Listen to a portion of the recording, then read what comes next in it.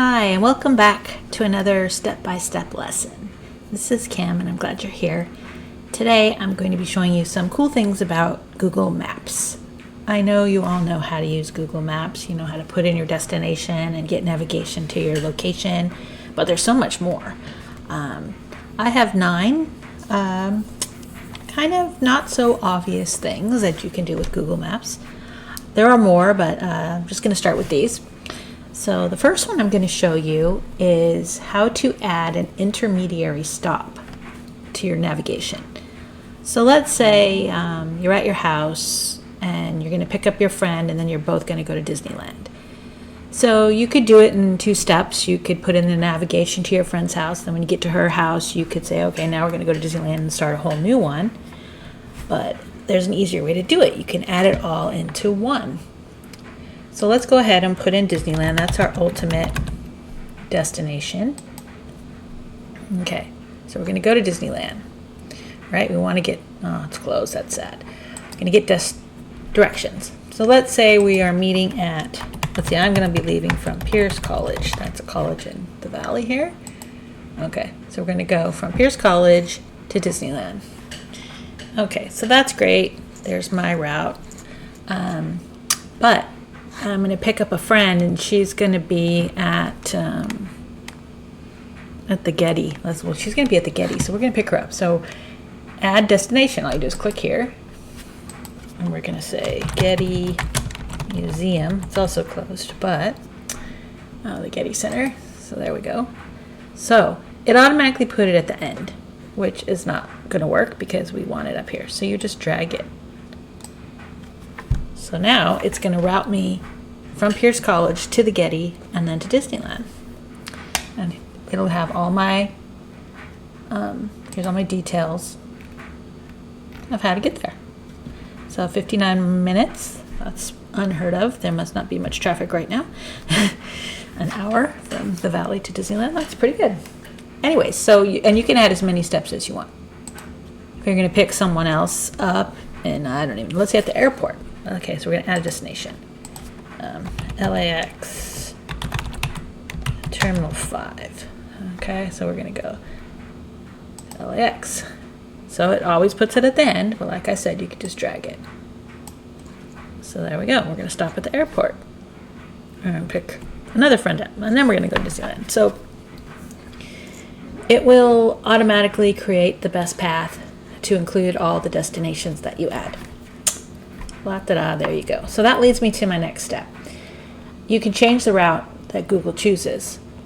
So if you don't want to go the way that Google's picking, there's all these little dots that allow you to change your destination. So this is telling us to get off here, but let's say we don't want to get off there. Let's say we want to go and get off here, or whatever. So you can drag it and it'll automatically take you to a different off-ramp. Let's say we don't want to go on this freeway, but we want to go on that freeway. So you just drag the little dot into the route that you want, and it'll automatically fix the navigation. So that's really cool. Let's see, what else we got here? So we have our, oops, didn't want to do that. So we have our destination. This is where we're going to go. We can avoid highways, tolls. We can do all those things if you want to. You don't need to, but. Okay, we're going to close all these. Oh, I can show you from here. Let's just say we're going to go from LAX to Disneyland. But we're not going to leave now. Let's say we're going to go.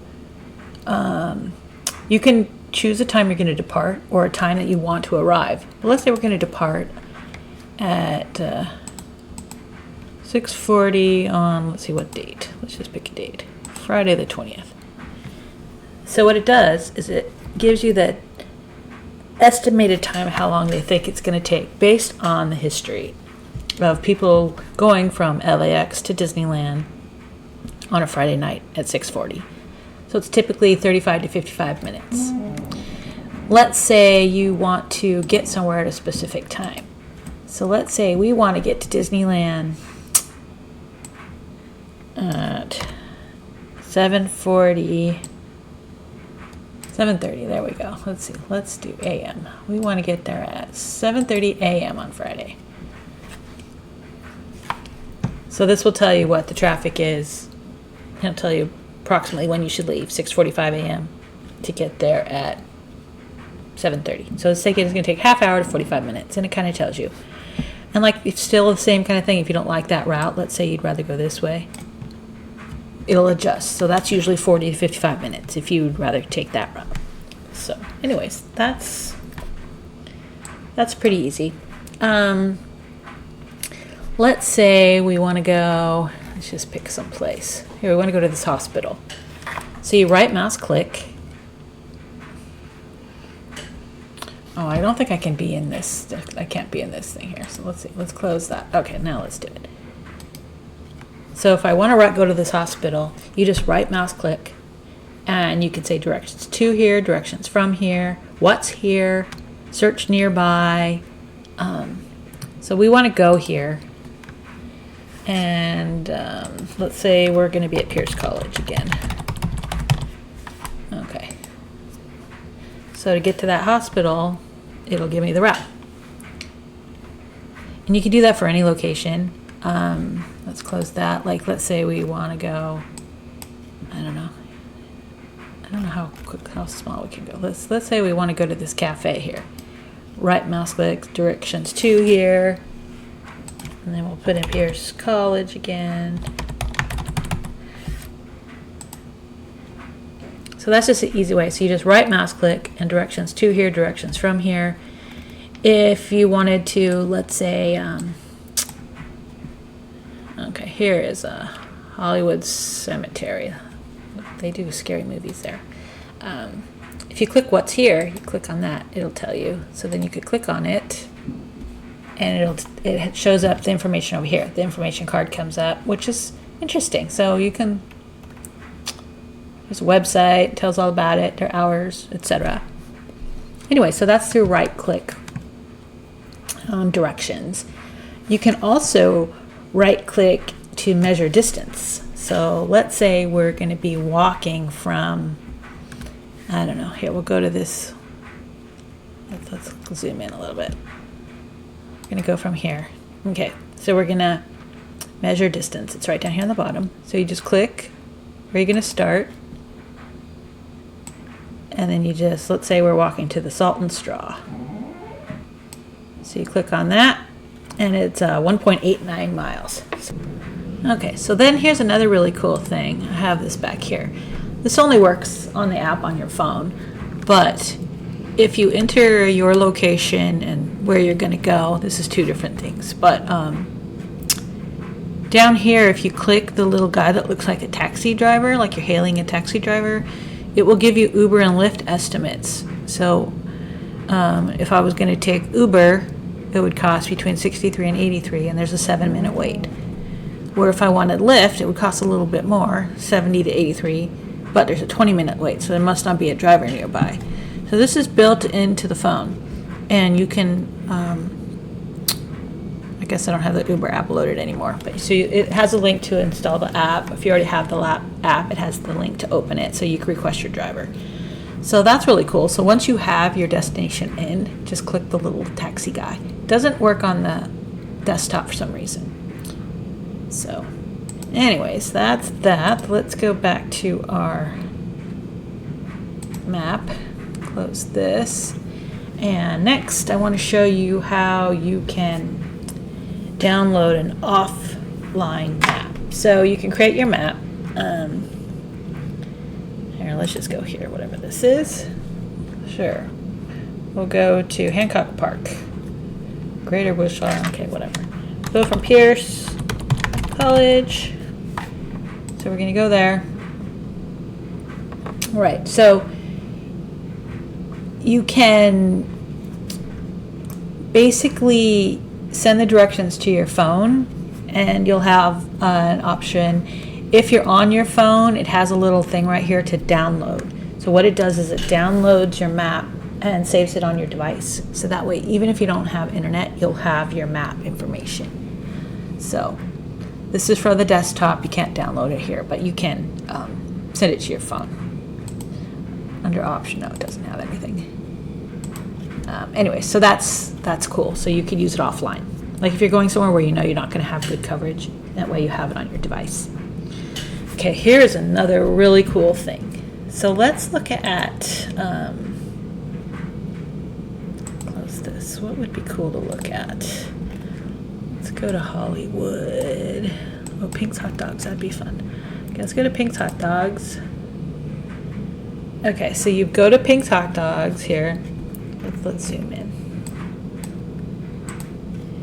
All right, so then you go to satellite, which is right here, this little icon.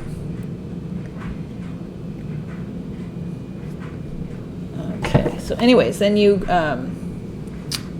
click on the little guy here, right here, and drag yourself anywhere where there's a blue line. Where it was pink, there it is. So now we're looking, we're at this corner of La Brea and I don't know what the other street is. It might be Hollywood. Anyways, whatever street this is, we're here at this corner. See this little clock icon? You click on that. We go all the way back to 2008 and view the image. So here's 2008, Melrose and La Brea, I guess. And each one of these little dots is a new screenshot. Here's 2011. And here's 2014. Oh, they painted that building. And the 15. So anyways, you can go back in time and see what something looks like. Oh, they painted it again. Ooh, Wells Fargo is now white. Let's see what it looks like now. This is the latest picture. It was from May 2019. So that's fun. So anyways, that's... so you have to be in the satellite view and you have to be at street view. So let me show you how to do that again. Let's go back to map. Let's just pick some other area. Here, we'll go Fairfax. This is a good, so let's just click here. So to go to street view, you click the little guy, drag him anywhere there's a blue, and it'll go to satellite. You could have also picked satellite. So then here we go with the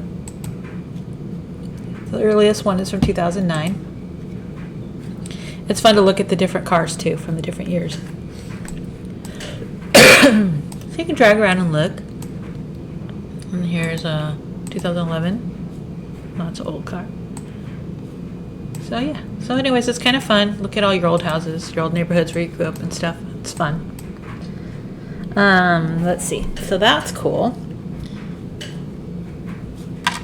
The last thing I want to show you, it's called 3D views. So we can just do it from here. Let's zoom out. Go back to our map. Oops. Oh, I have to be out of this. There we go. Back to our map. I want to let me go back to my map. Okay, let's see here. There we go. Okay. So now we're going to go into satellite. So this is like satellite and the maps mixed. It's kind of a, because you have the street names and all that. So if you were just in satellite, like on Google Earth or whatever, you wouldn't have all the street names. So this is like a good blend of that. So click this little globe right here. So that makes it 3D. So if you hold down the control, you can kind of turn these, you can kind of rotate it. So now you can see some of the buildings are taller than the others. Like you can see this one's, that's the Grove right there. It's a fun place to go. So it turns it into like a 3D map, which is pretty fun. You can zoom in. So it looks, everything stands up. You can even see the trees. Yeah. So then you can click on something if you don't know what it is. And it'll tell you, Pan Pacific Senior Activity Center. So it comes with their information, their info card, and all their contact information, their phone number, and everything. But so anyways, that's fun. So this makes it a 3D map. Brings it to life a little bit. You can see the mountains. And anyways, yeah, so that's it for today. I hope that was fun. Those were 9 fun Google Maps tricks. I'm gonna do a few more in another video, but anyways, please like this video. I'd appreciate it, and I really need some subscribers, so please subscribe. Thanks.